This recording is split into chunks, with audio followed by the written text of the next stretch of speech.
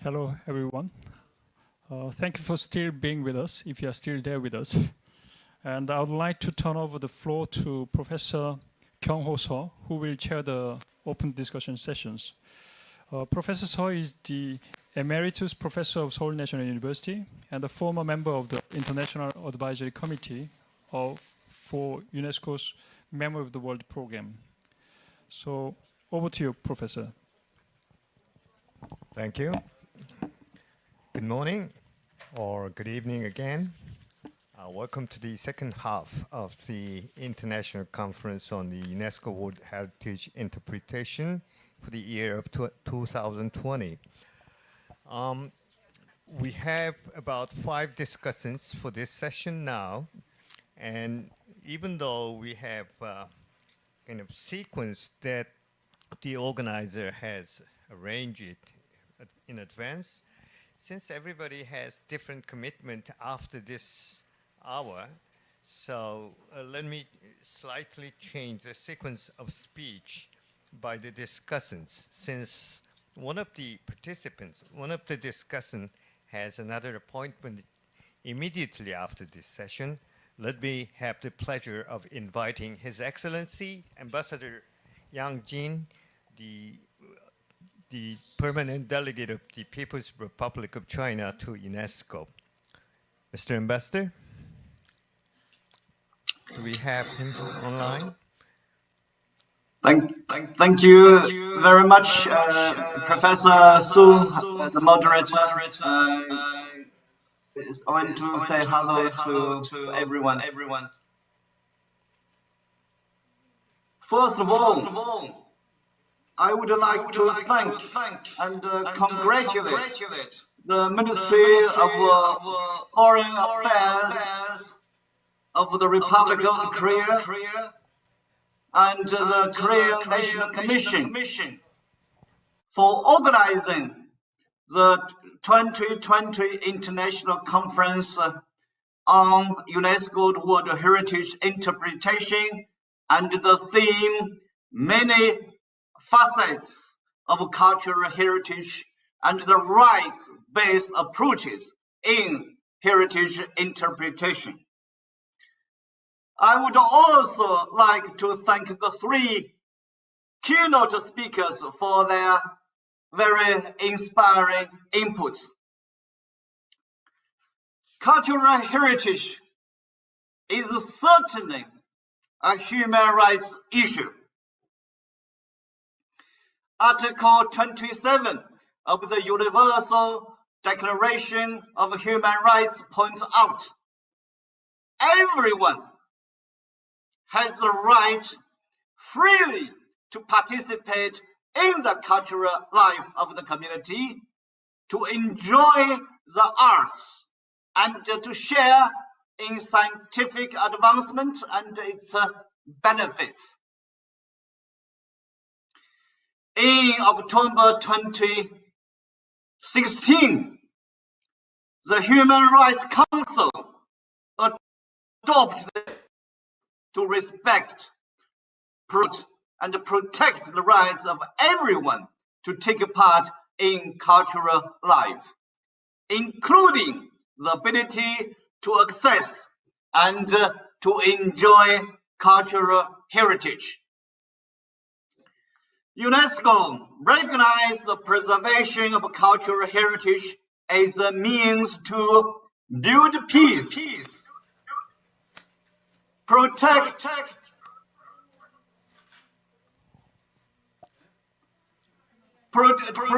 our planet, combat climate change and extreme poverty, protect human rights and dignity, understand and respect one another, build bridges and stronger partnerships, and also share knowledge and open our minds. In all these points, as an educationalist, I just like to echo what Dr. Christopher Yang just mentioned. I would like to stress cultural heritage education has a key role to play to offer opportunities to engage in experiences, to learn new concepts and skills, and provide the young generation with life-enhancing learning experiences and inspiration, as well as offering opportunities to develop our sense of well-being and belonging. Amid the push in China to maintain and revive traditional culture, a growing number of schools in China are actively promoting intangible cultural heritage and tangible cultural education to their students through various courses. Beyond passing among cultural knowledges to young generations, cultural heritage education can also instill a sense of national pride in students. So I would like to share with you two best practices in China. Number one, ethnic minorities regions in China are home to rich and very colorful cultural heritage. To boost its sustainable development, the Chinese government has issued a series of policies on heritage sustainability and protection, among which those concerning cultural heritage education are of extraordinary significance. Cultural heritage education is covered in the curriculum of primary and secondary schools in these areas. Number two, there are numerous forms of methods that can be taught using modern technology, RCT, in particular, given the ongoing COVID-19 pandemic. If we embrace this idea, it gives the children a sense of cultural heritage, can advance with the times, make it more fun and dynamic to teach and to learn.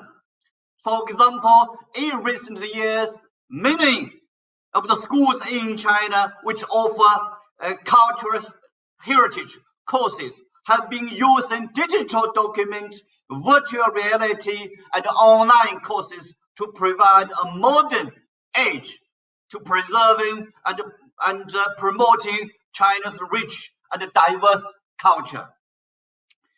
Finally, I would like to say, Mr. Chair, that cultural heritage cooperation between China and the Republic of Korea will certainly boost our deeply shared culture as a way to boost the soft power of our two countries and our region in the international community. Thank you very much, Mr. Chair. Thank you. Thank you, Mr. Ambassador. Thank you very much, especially for your kind words for future cooperation of cultural activity between China and Korea. Well, it's my regret that we cannot have your feedback to other comments from other discussants and speakers, but since you have another commitment immediately after this session, so you are free to go now. Thank you very much again for your discussion. Now let's turn to Dr. Lenz from Germany, who is... I'm sorry? I'm sorry. I was not notified in advance, but let me have another pleasure of inviting His Excellency, the Ambassador Hernandez Kramer from Guatemala. Mr. Ambassador, are you there? Yes, I'm here. Good afternoon, everybody, and thank you, Dr. Kyung-ho, for your hosting this discussion, and also thank you for your flexibility in order to allow me to leave on time for my next meeting, which is also in 12-13 minutes. So thank you for that. First of all, let me thank you and congratulate the Ministry of Foreign Affairs of the Republic of Korea for this great initiative, for these very interesting discussions, and also congratulate the Republic of Korea UNESCO Commission.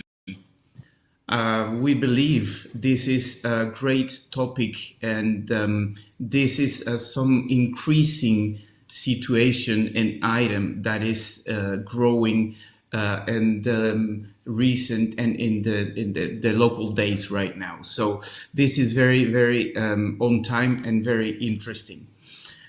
As from the other side of the world from you, as our side from Guatemala and from the Americas, the rescue and recognition of cultural and natural heritage shows worldwide the urgency of implementing and updating measures and plans that may link society, present and past society, and the current political economic development plans with the various conservative models. The interpretation aimed at the communication of the characteristics and values that are certain size possesses is aimed at society or a community, or simply, the interested visitor as the main maker and transmitter of these values. So that's why we believe this is very needed and very interesting. Cultural heritage as an indissoluble part of the image and identity of our culture, and of many cultures as well, requires proper and adequate interpretation as a manager of development and its mandatory conservation. It is then that the need arises to develop interpretive systems that are part of the sightseeing management model of a certain heritage resource, including tangible and intangible parts of it.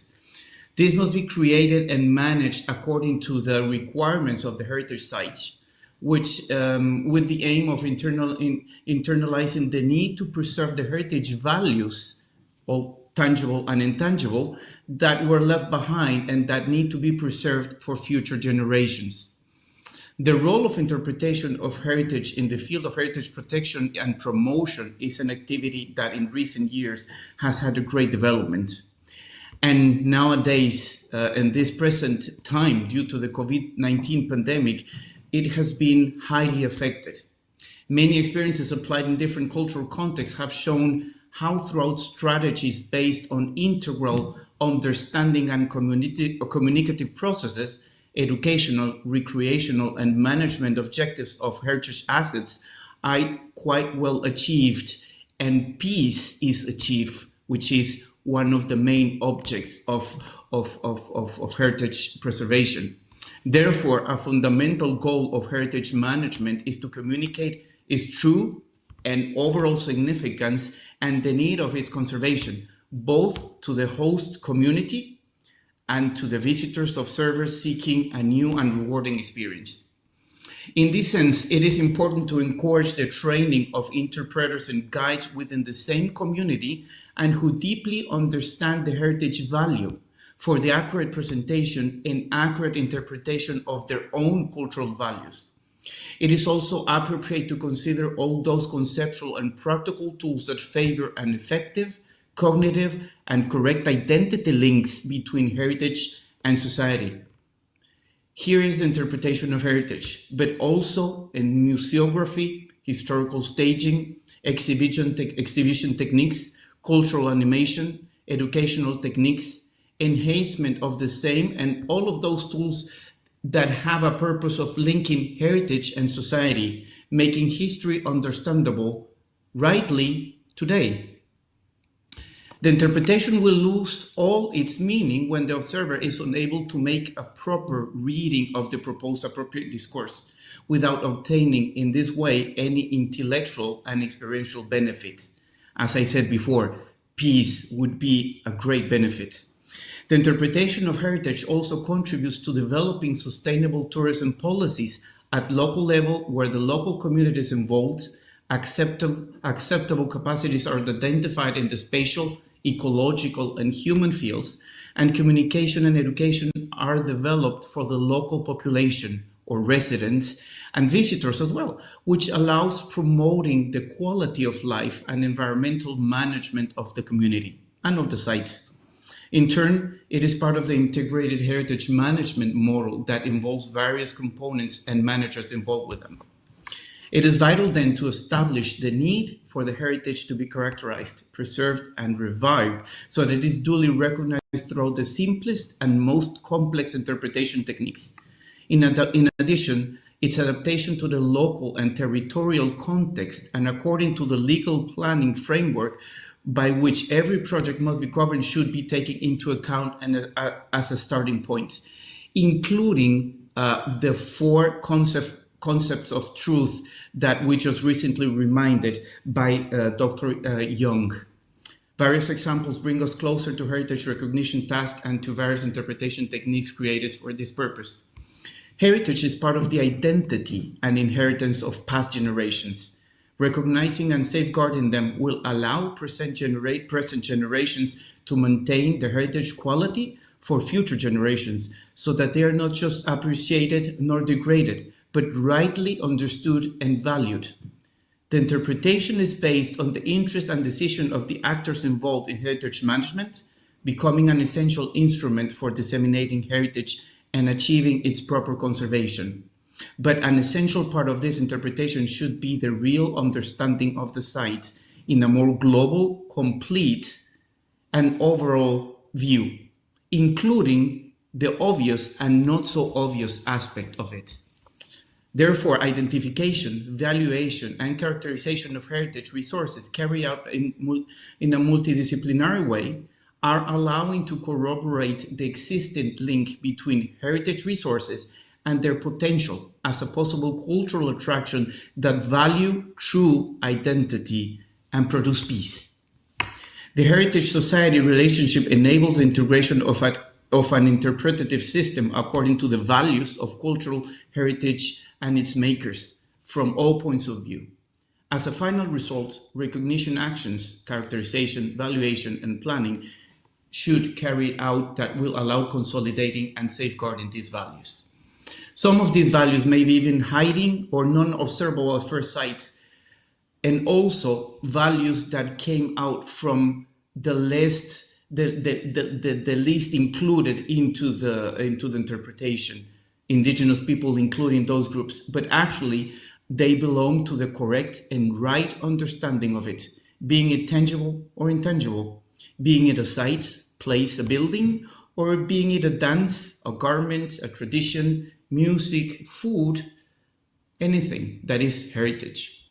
Heritage interpretation, therefore, is among the strategic dimensions of World Heritage, pointing out the need for our shared heritage to be complete, inclusive, with a balanced, rights-based cultural history, world, and cosmovision, and credible interpretation of the historical meaning and significance of the property, today and from its beginning, in the past and process in time. The inclusion and involvement of diverse stakeholders at an individual, community, and institutional level are very well encouraged by this, as interpretation can encourage the sense of ownership of heritage, promoting global understanding of the property's values, together with the participation of all those involved in the process, since its conception to the management and the presentation and preservation in the future. So thank you very much again. And again, I reassure of Guatemala's role in the World Heritage Committee to be a tool in implementing and including overall analysis and rights heritage interpretation. So thank you to you. Thank you for all the participants. And we hope, as we heard before, we're sorry that we cannot share a cup of coffee. A Guatemalan coffee actually would be good, but perhaps next time we can be together and exchange our experiences. Thank you very much, and greetings to you all from here. Thank you very much, Mr. Ambassador. Well, actually, I'm very fond of the coffee imported from Guatemala myself. And, well, your comment was quite informative. And may I anticipate your presence in the open discussion among the participants? That would be about 30 minutes from now.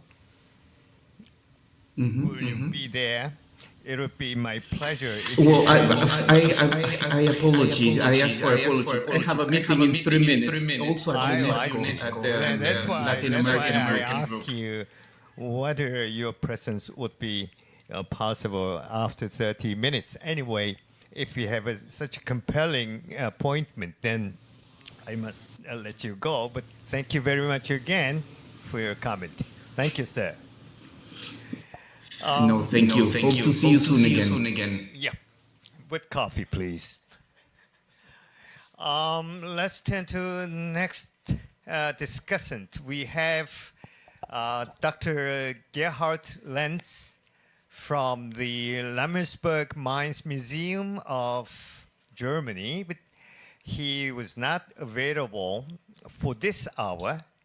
Fortunately, he sent a video message, which I'm pleased to open for the audience and participants. Please.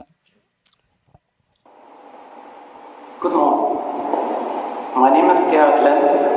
I'm the manager of the World Heritage Site, Mines of Ravensburg, historic town of Goslar, and Upper Harz Water Management System, which is situated in the Harz region in Germany. Partly, our World Heritage interprets and manages the process of pre-industrialization and industrialization. In this context, our permanent exhibitions, our special exhibitions and our workshops with schools and pupils discuss the role of the National Socialist Party between 1933 and 1945. Concerning this era, we present our guests the way how the different companies treated their workers from foreign countries and act with the so-called Fremdarbeiter. One central task of the United Nations is the documentation and discussion of human rights and the way how different societies respect freedom and integrity of human beings. So we think it's our duty to talk about the whole history of our World Heritage Site.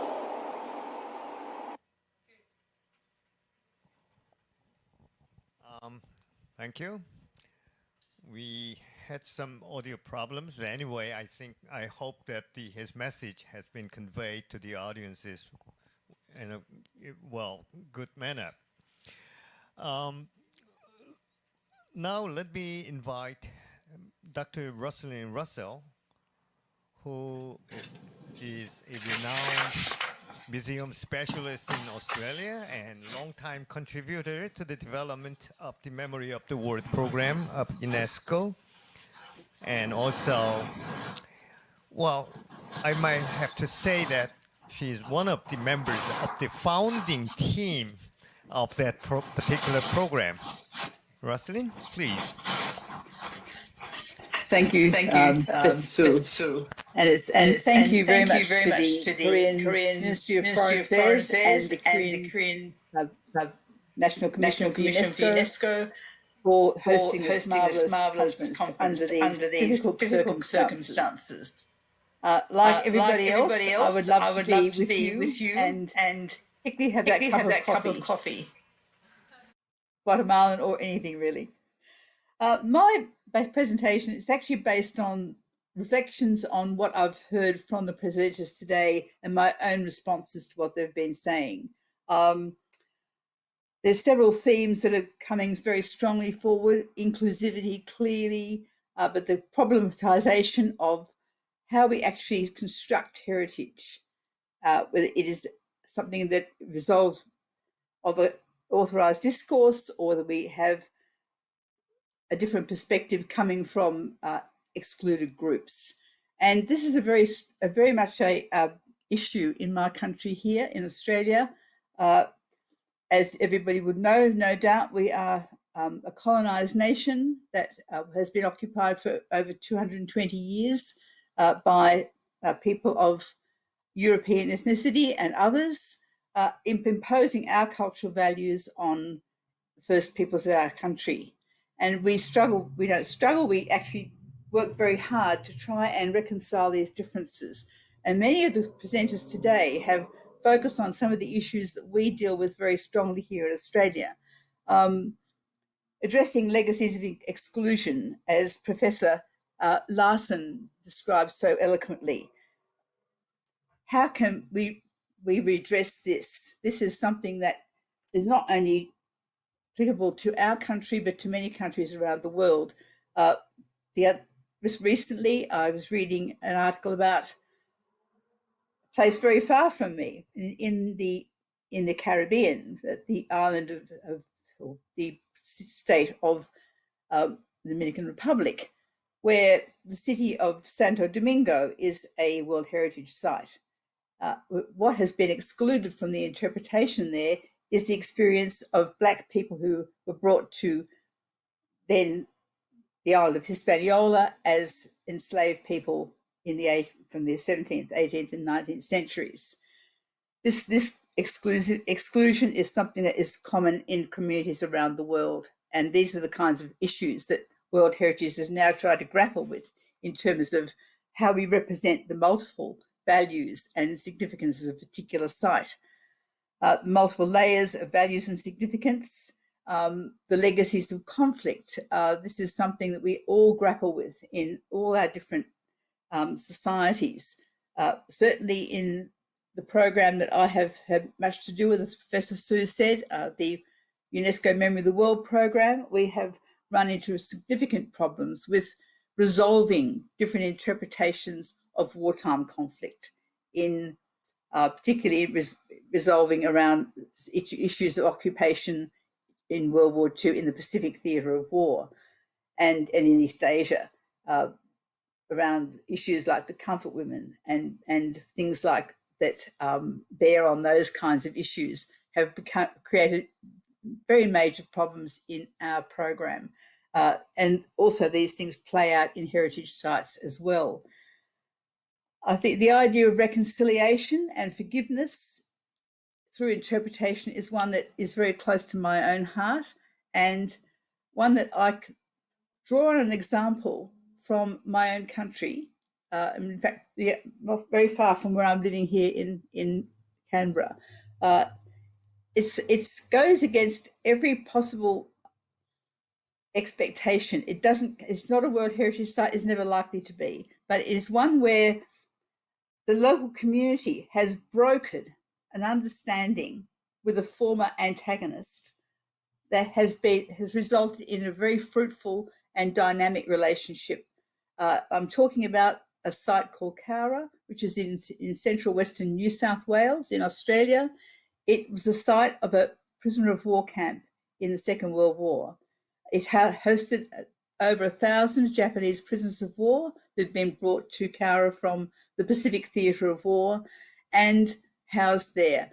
In August 1944, a breakout of Japanese prisoners from that camp occurred. It was a suicidal attempt to break away from their imprisonment. 35 Japanese prisoners died and 5 Australian soldiers. It was a tremendous conflict. It was the biggest breakout of prisoners in World War II in the Pacific region. What has happened since in the 75 years is quite inspirational. Since that time, that city of Cowra has become a city of peace and understanding, and it all stemmed from a movement from the local community, which actually tended the graves of those Japanese who died. This came to the attention of the Japanese authorities. They brokered a deal with Cowra to have part of that land declared a little bit of Japan for a Japanese cemetery. A Japanese architect designed it. in 1979, through contacts between Japan and Kaura, in the spirit of reconciliation, a Japanese garden was created in Kaura, designed by a Japanese architect, and there have been reciprocal arrangements ever since. It has been an amazing example of reconciliation through interpreting different sites. None of it, each site tells a different story, each site tells a story accurately, but each site presents a positive interpretation.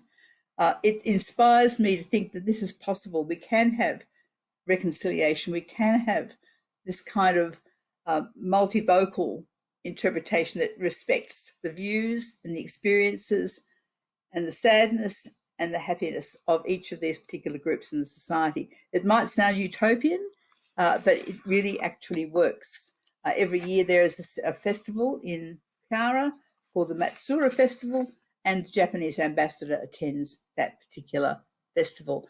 So interpretation can do this. There's interpretation that's come up from the community. It hasn't been imposed from above. And I think that's a very valuable lesson that we need to listen to community voices, look at community action to see how we can actually create these reconciling structures. I thought that Professor Sorensen's presentation, looking at the two different types of approaches to heritage, our Western influenced common good approach, which resonates very strongly with those of us of European background, that this makes sense, that it's all about respecting everybody's views, equality, inclusivity. But looking at, as I said before, the situation in my own country and across the Tasman Sea in New Zealand, there are ways in which we know that it is not appropriate to apply those measures. Indigenous society, First Nations society here has its own protocols, has its own structures, and we don't encroach on those. That their interpretation belongs to them.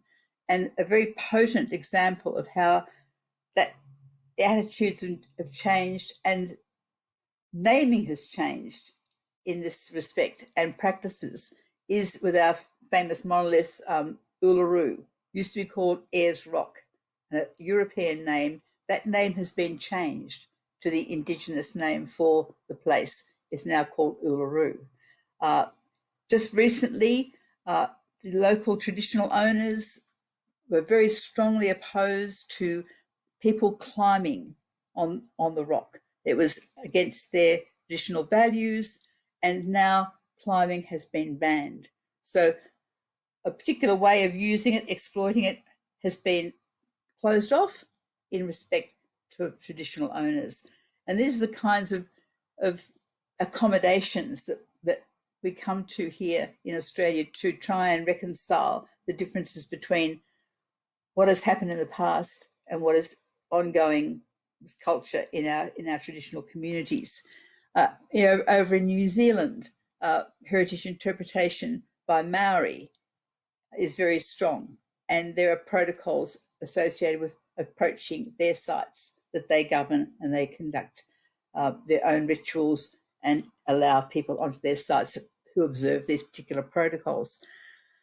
I found that the balanced interpretation of sites of memory by Dr. Young very inspiring. I thought that was some wonderful examples there. And the one that really resonated for me was the Marcher castles, the Welsh castles along the border built by Edward I to subdue, in inverted commas, the Welsh back in the 13th century. And I can really see how those are still in Welsh consciousness a symbol of oppression, because they are so dominant in the landscape and because they are so potent an example of that. And to see how that interpretation could be incorporated into those structures will be a tremendous challenge, but one that should be addressed, in my view. And I think one of the other things that Dr. Young said was talking about identifying all the values of a site. And I think that's what I'm talking about here, that looking at how we express all the values and how we understand how values change. And I think this is my example of the mutation of the name of Ayers Rock to Uluru, from climbing on the rock to respecting traditional advice and not climbing on it. These are reflections of changed values, and they're strongly embedded in what we should be doing in our heritage sites. And willingness to change the interpretation as the narratives evolve is absolutely critical. I think this kind of flexibility and willingness to look at the whole range of voices, the multivocality of heritage, is something that really needs to be embraced in all our sites, in our museums as well as in our heritage sites. We should break down the silos between built heritage, natural heritage, intangible heritage, and indeed documentary heritage, to make it more of a unity, have everything feeding into each other, so that we can appreciate all the values and the significances of all our sites. This way, at least we will capture as much as we can of our heritage and express it, educate people in that broad perspective, where we can each appreciate the diversity of the sites we're looking at, of the people who are associated with the sites and their stories. And I hope that those examples have been a little bit helpful to you.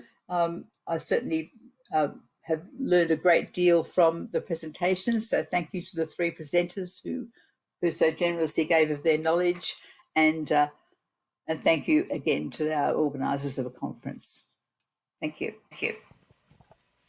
Thank you, Dr. Russell, for your insights, and also through comments on 3 papers, 3 speeches earlier. Okay, I'll expect more from you when we open the floor to all the participants of the program. Finally, we have, I'd like to invite Professor Han from Seoul National University, who is an excellent expert in anthropology, as well as a key member of various UNESCO activities in Korea. And he's a very close colleague and friend of mine personally. Professor Han? Well, thank you very much to the Ministry of Foreign Affairs and the National Commission of Korea. My gratitude just doubled up when I had this text message from my college that we have a COVID-19 confirmed patient in my building. Well, I narrowly escaped contagion in order to be here in time, because I taught my class in an office nearby, so I didn't go to my campus. If I had been there, I should be now suffering from this terrible anxiety and may have to confine myself in my room for self-quarantine. The college will be closed until tomorrow, and I'm here safely. Thank you. As a cultural anthropologist, I believe in cultural diversity and cultural relativity. Well, cultural relativity, not moral relativity. Cultural relativism is a method for understanding others. And I also firmly believe in the importance and usefulness of heritage for global citizenship education. So when I heard about this idea or plan to incorporate a heritage interpretation plan in the UNESCO inscription process, I naturally welcomed it. But at the same time, I had some reservations and concerns. And fortunately, the presentations by Professor Larson, Professor Sorensen, and Dr. Young dealt with these concerns, emphasized these concerns and reservations. So I don't think I have to go in there and repeat myself again. The one good thing about being the last discussant is that you have more time to reflect upon the presentations. But the disadvantage is that when you hear other people's talk, then you find what you wanted to talk already talked. So I find myself having less and less to say. However, I find this proposal for heritage interpretation plan very attractive. I think it's like a proposal to build a cat. So it's very nice if you can do it, but can we really do it? And who can do it? There are theoretical as well as practical problems. It might lead to further politicization of the inscription process and throw UNESCO in the never-ending series of conflicts. And at the same time, it runs the danger of throwing the door wide open for all sorts of ideological mongering or commercially motivated myths and literary fiction practicing wanton ignorance of and highly selective use of facts and evidences for those ears willing to hear and cheer. So it's full of problems, and I think these are well discussed by today's presenters. So I would like to propose some of the principles we have to think about when we really want to put this heritage interpretation plan into a meaningful process. Principle one is, well, as so many people argued, let every voice heard. So there are different interpretations.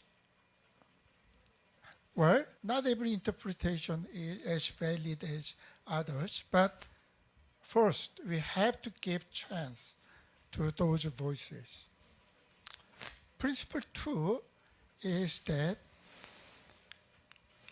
whether we have to think about whether these different interpretations really support, not contradict the values of UNESCO, like peace or sustainable development. Well, my idea of peace, of course, includes the human rights-based approach of Professor Larson. Because if we think about positive peace, it naturally involves human rights. Peace is not just the absence of war and conflict.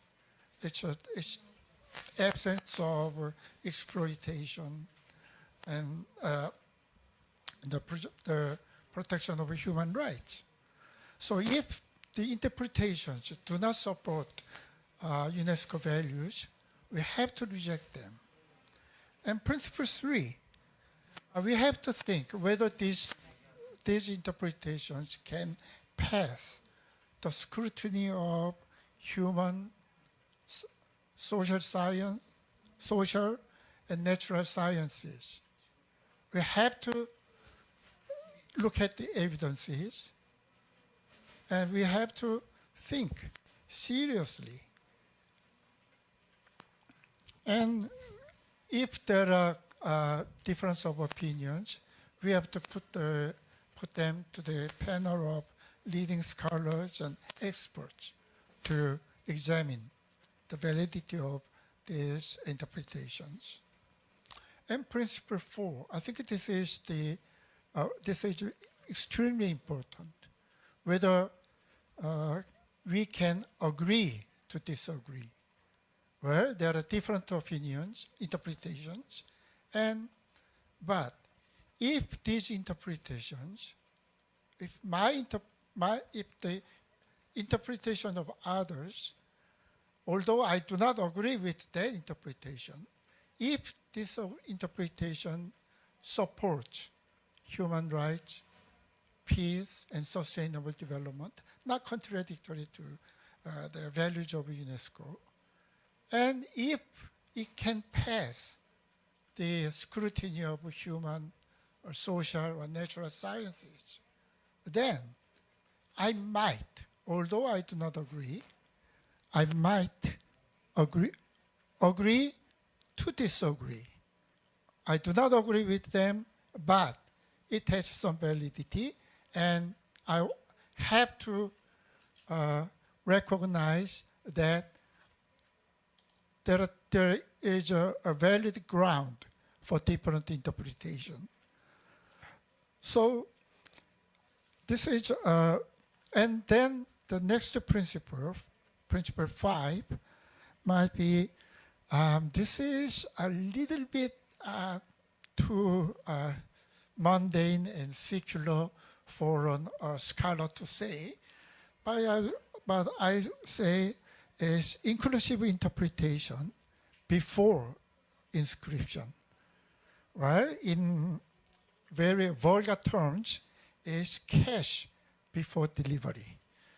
If the inscription process is over, then there is no way to guarantee that these different interpretations will be included. So the inscription process must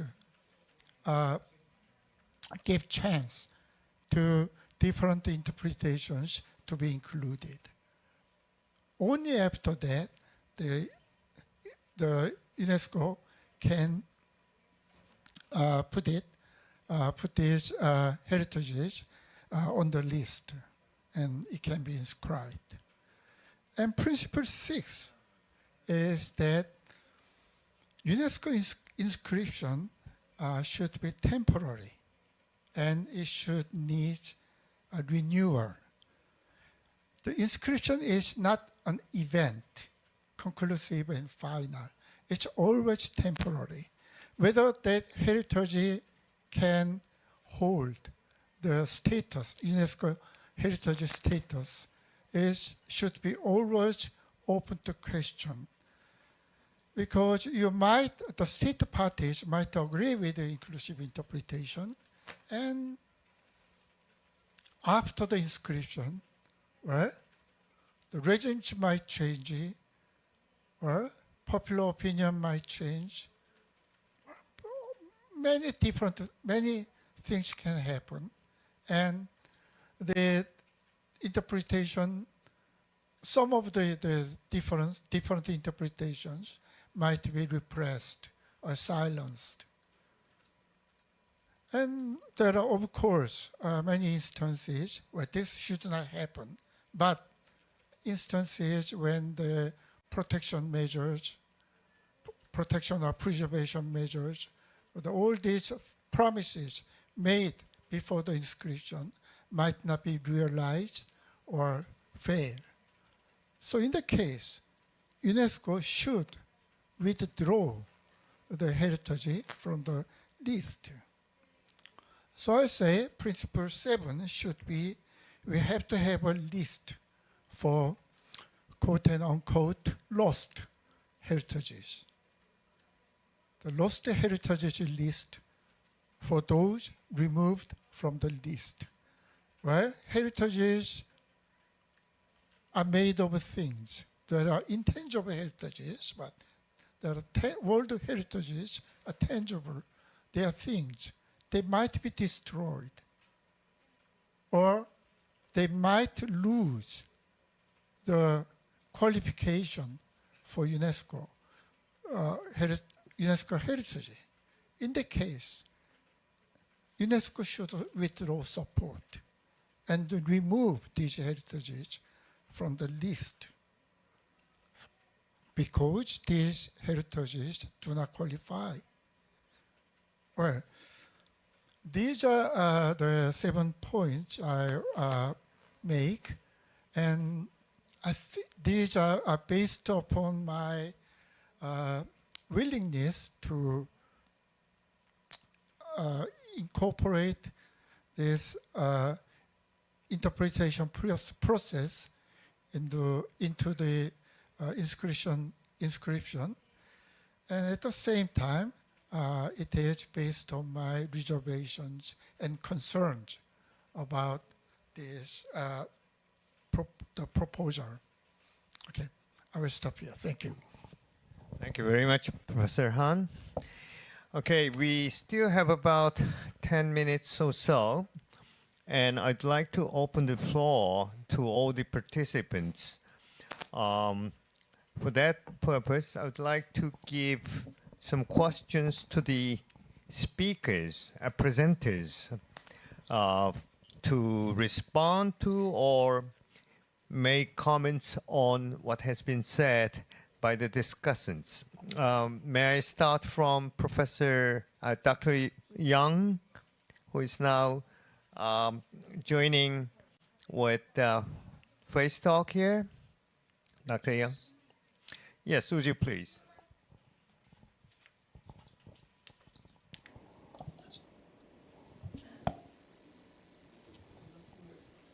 Are you ready?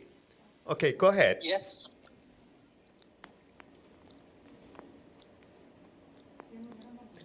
Would you respond to or make comment on what has been said by the four discussants so far? It's been a very interesting range of points. I think it flags up. I tended to look at this from the practical perspective of how you actually do it and do interpretation and so on.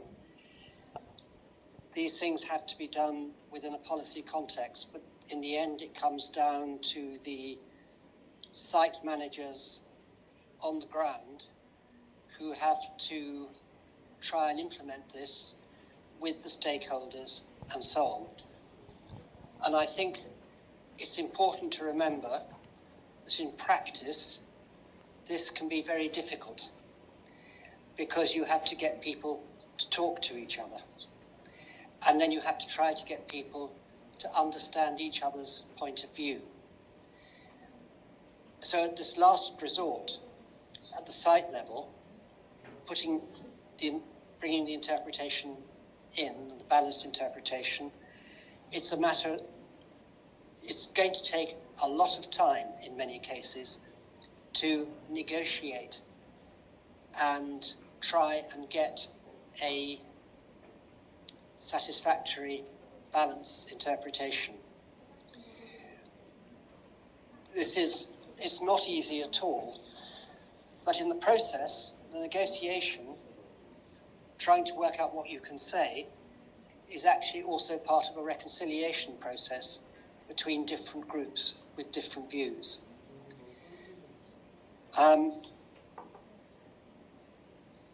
You just have to be very patient, talk to people and listen to people. And eventually, you can sometimes persuade people to change their minds. Not always. There will always be groups who take 100% view that they are right and nobody else is going to be right. And that also is difficult to deal with. And I haven't got an absolute solution. I'm sorry, that may not be a terribly helpful remark, but I will have to leave now because I have to go to another meeting. I'm sorry I can't stay any longer, but thank you very much. Thank you. And let me invite Professor Sorensen for your response or comment to what has been discussed here. But before you start, let me just cite one of the questions we had from the public audience that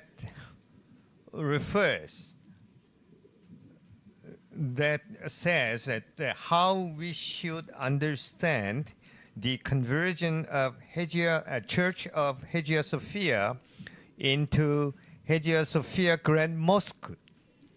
that was decided by Turkish government in recent years.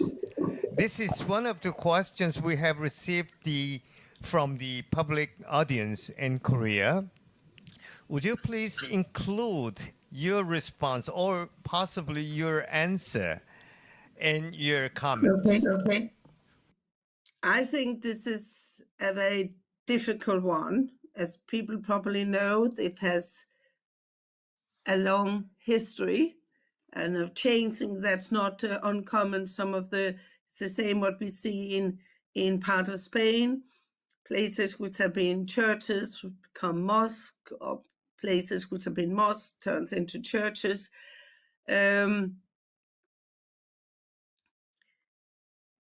found with that particular case that it's actually slightly difficult to know with what right I form my personal view on what is should or shouldn't be.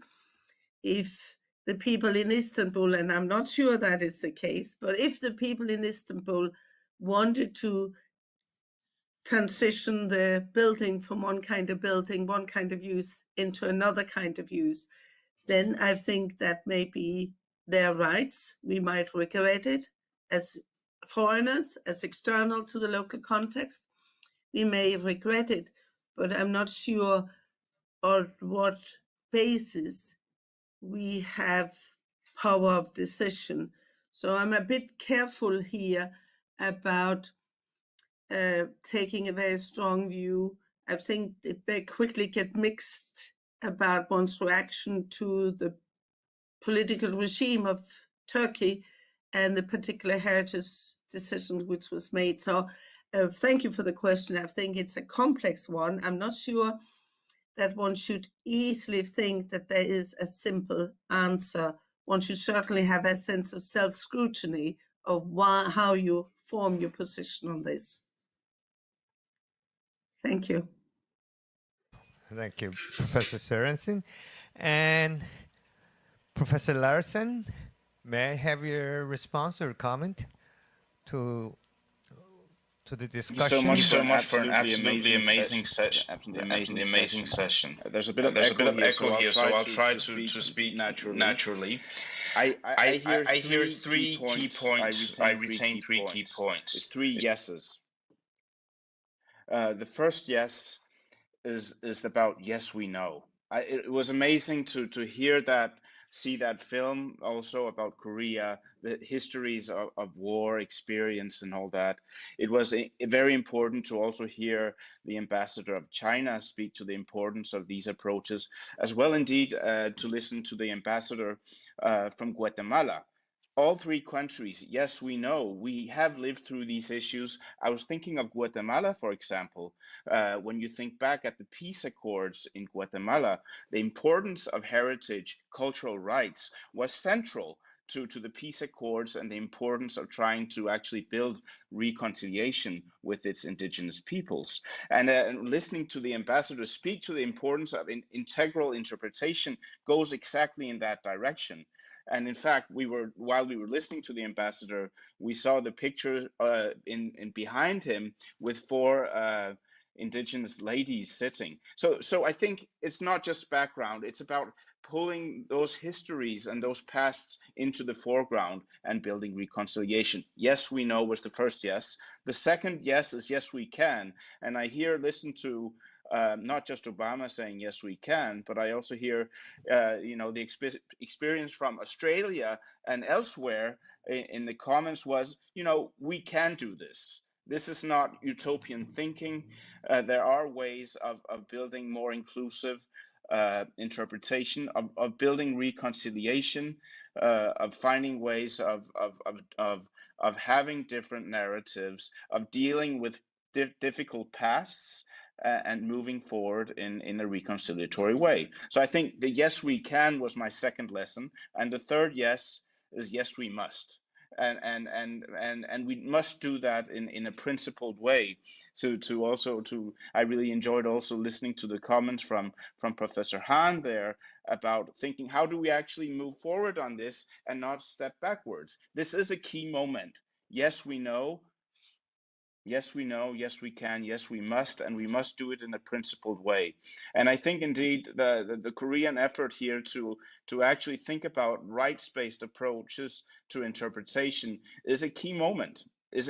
Hopefully that can also inform your report back to the World Heritage Center, and more importantly also to the World Heritage Committee, to say, you know, this is a time where the World Heritage community at large is trying to take seriously the importance of shifting, not necessarily shifting direction, but walking the talk, I would say. I mean, these are all standing themes. Let's not forget that human rights are in the statutes of UNESCO, indeed, and it may have taken the 1972 World Heritage Convention a while to catch up with that reality. So be it. But here we are, and I think it's a momentum now to walk the talk. And I think the discussion has been extremely fruitful and constructive in that respect. So thank you very much from my side. Thank you. Thank you for your encouragement in the situation that we still feel that the number of yes, we can does not exceed the comparative number of no, we can't.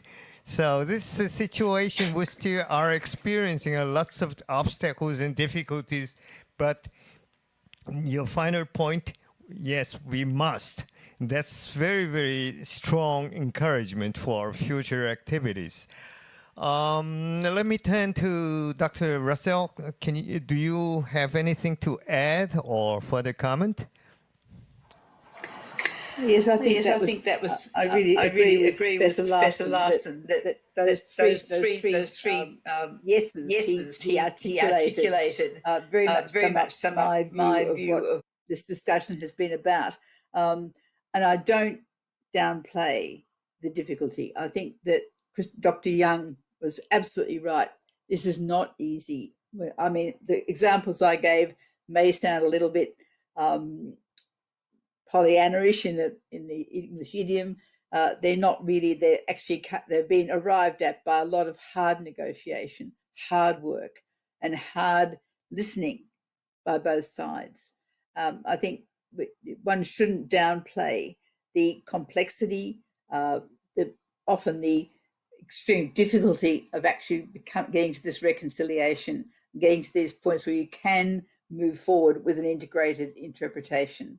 It's not easy, and sometimes it is insoluble, but I think we must is absolutely on message. That's something I think that unless we do this, we are going to be mired in the same problems for a very, very long time. I think we really have to say it's possible, we can do it, it's not easy, but it is achievable. And we can look at some positive examples, we can look at some examples of where things have been difficult, how could it have been done better. I take Professor Hahn's point that we have to preserve the integrity of sites and of objects, but also we have to also take into account the stories of people behind them. And I think that tripartite yes that Professor Larson articulated very much chimes with my way of thinking, without downplaying the complexities, the difficulties, and often the irreconcilability of some of these issues, like the one that the question was directed to Professor Sorensen about the Hagia Sophia Mosque in Istanbul, which is, of course, a wicked problem in many ways, and one that's very hard to see any solution to at this moment. But I think looking at in that terms of yes we can, yes we must, is very much the way forward, whatever the difficulties that we encounter on the way. Thank you. Professor Hahn, your last comment, please. Well, I said I was already very happy before the start of the discussion. And after hearing these presentations and the comments of the discussion, I'm extremely I'm happier again. Yeah, but this is an extremely complex and difficult task. But if it were simple and easy, well, who would ask us to do that? So this is a very meaningful task, and I'm very happy And well, I forgot to say hello to Professor Sorensen. I think we met 3 years ago in Cambridge. Yeah, and I'm very happy to know the other people too. Thank you very much. Thank you, ladies and gentlemen. This brings our meeting to a close, and I think we had a very informative and inspiring hours. What we have obtained in this meeting will be known to the public as well as to the experts in the activity of in the heritage studies, and will further contribute to our deepening our discussions on the interpretation of heritage and future. Okay, thank you very much again to all participants, audiences, and I hope you very good, happy hours in the remainder of the day. Thank you very much. The conference is over now. Thank you.